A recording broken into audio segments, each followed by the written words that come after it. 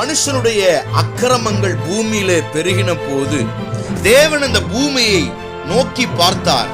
எல்லா மனுஷனும் பாவத்திலே கிடந்தான். ஆனால் ஒரே ஒரு மனிதனை நீதிமானாக ஆண்டவர் கண்டார். அதனாலே நோவாவுக்கு கர்த்தருடைய கண்களிலே கிருபை கிடைத்தது.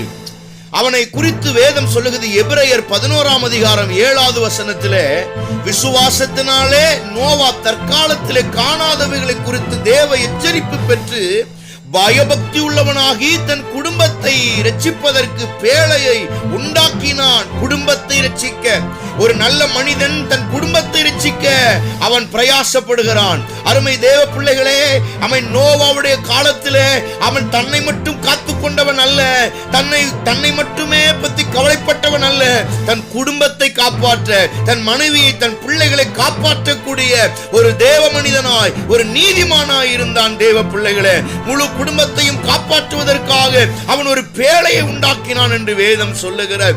ஆமேன். உலக மக்களை காப்பாற்ற அல்ல, தன்னுடைய குடும்பத்தை காப்பாற்றினான். இந்த செய்தியை கேட்கிற தேவ பிள்ளைகளே, உலகத்திலே பாவமும் அக்கிரமும் பெருகும் போது நீங்கள் அதிலே நீதிமான்களாய் இருங்கள். உலகம் என்ன சொல்லுகிறது என்பதை பற்றி கவலைப்படாதிருங்கள். கர்த்தர் உங்களை குறித்து நீதிமான் என்று சொல்ல வேண்டும். கர்த்தருடைய கண்களை நீங்கள் கிருபை பெற்றுக் கொள்ள என் ஆண்டவராகிய கர்த்தர் உங்களுக்கு உதவி செய்வாராக.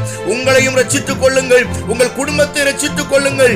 சபை என்கிற பேழைக்குள்ளே வாருங்கள். கர்த்தர் சீக்கிரமாய் வருகிறார். உங்கள் குடும்பத்தை ரட்சிக்க கர்த்தர் உங்களுக்கு உதவி செய்வாராக.